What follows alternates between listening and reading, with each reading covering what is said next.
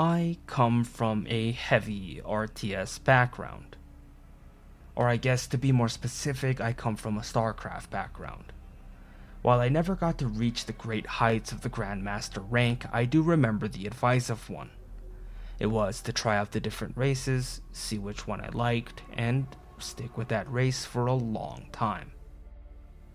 It was probably the best advice that I had ever gotten in my decorated gaming career of hitting mediocrity in every game that I played, because by learning a singular race and learning every nook and cranny of Protoss, I would be able to focus on the mechanics of the game and the matchups that followed. This was because I was able to autopilot the race that I had first set out to learn at the start. This is where I started to really think about, quote, maining something. Little Jay had mained the Protoss race because he found the colors and the alien race of Protoss as really cool. And so, welcome to the curious case of maining, where I attempt to dive into the weird world of maining something. While I started with RTS games, it was clear to me early on that RTS games, as much as I liked them, weren't for me. The genre that did click with me were MOBA titles, and as cringe as this genre of game is, I had a spectacular time trying out the different MOBA titles, ultimately sticking with League of Legends. When I had first started, the game still had a ton of champions, and new ones coming every other week.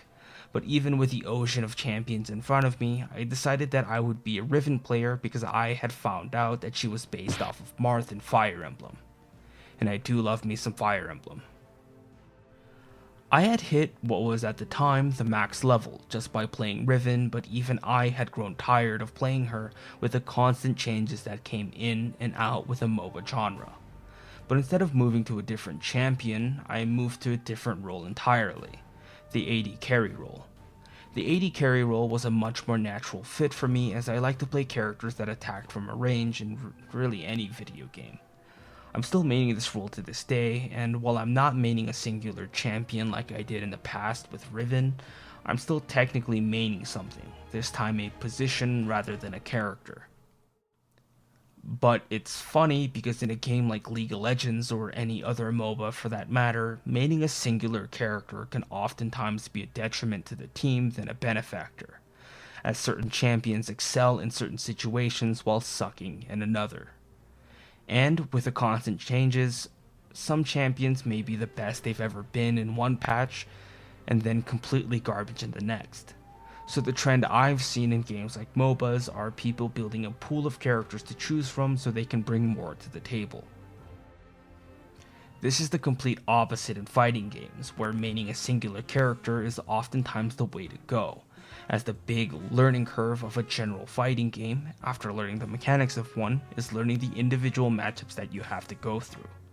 Which is why it's so impressive to follow professional players who have multiple different characters at the highest level of play, and why it's so confusing to me when casual players claim they have a pocket A, B, C, D, E, F, G, you get the idea. But maining multiple characters in a fighting game isn't always necessarily bad. In a game with a small roster of say 6 fighters, the matchup spread is a lot smaller.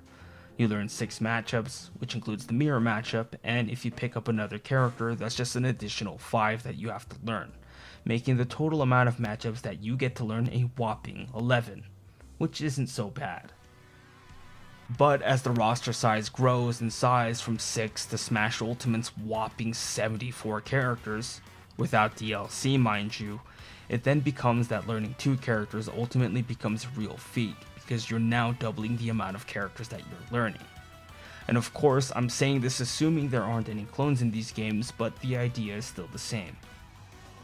While it is daunting to think about, the nice thing about popular fighting game titles or games that have been around for a long time is that they'll have sequels. This means that if you pick up a character in say Street Fighter 4, you'll have a relatively easy time picking up the same character again in Street Fighter 5, of course if they made it into the roster. This makes the transition easy from one game to the next and can hopefully help you pick up other characters. But oftentimes people tend to stick with the same characters for convenience sake, even if that character changes drastically or gets nerfed into oblivion in the next title.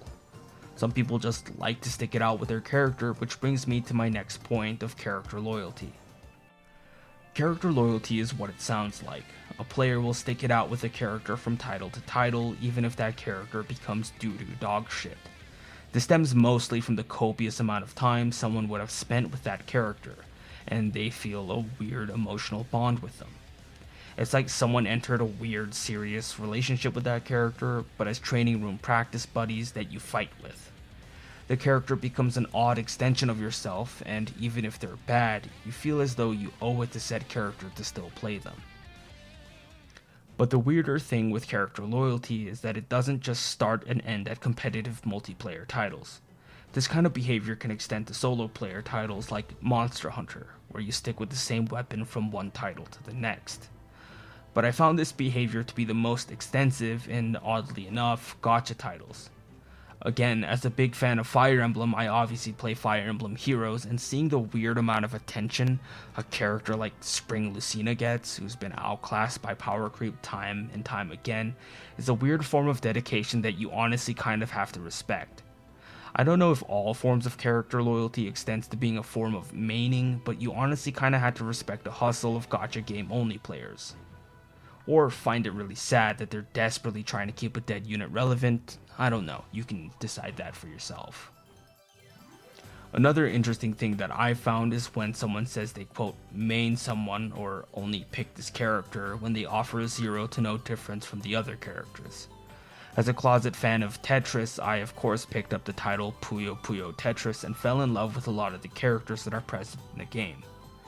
But there's literally no difference gameplay wise between the characters that I'm playing and the characters that are present in the character select screen. The different options are literally only there for you to change what voice lines are happening when you're matching the cute little bubbles or forming lines. Now, I might be completely mistaken in this fact, and the characters could offer something different that I'm not entirely familiar about, but this is the impression that I've gotten. But it doesn't just have to stop at something like Puyo Puyo Tetris.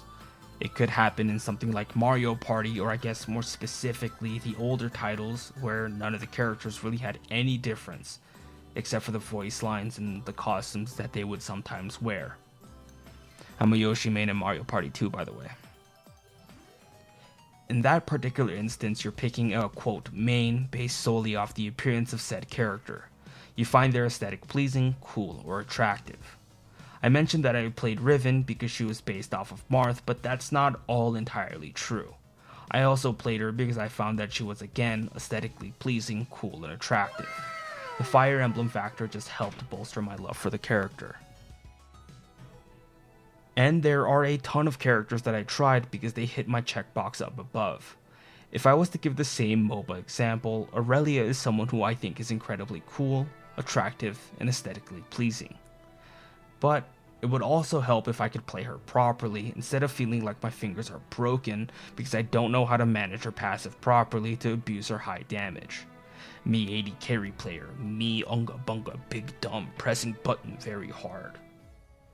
I have a laundry list of these types of characters, and I'm sure a lot of other people have this kind of list too, and it's why I can respect the folks that just pick who they like looking at, lose a stupid amount of times with their character until something clicks with them and they suddenly start winning.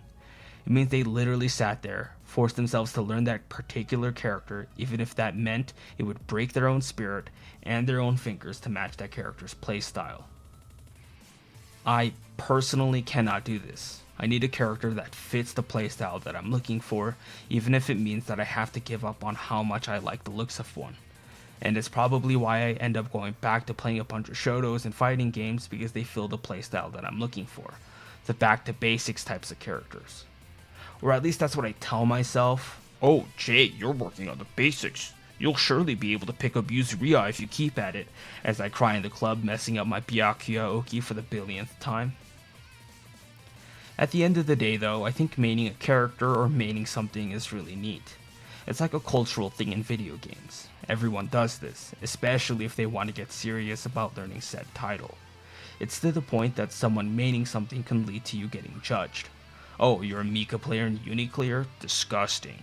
You play main Guilty Gear? Please don't come near me and go take a shower because you smell disgusting. Or, in the case of someone playing something difficult like 9 in BlazBlue, making it look easy is a seriously respectable cause.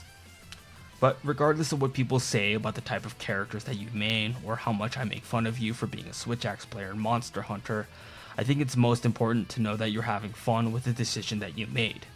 Whichever character, role, or identity that you ended up playing in whichever video game is like a second you, and I hope that whatever you're maining was a decision that you ended up happy with. Regardless, thank you for making it this far into my video, listening to this insane man's ramblings about being a character main. This has been JaeAIK, and thanks for watching.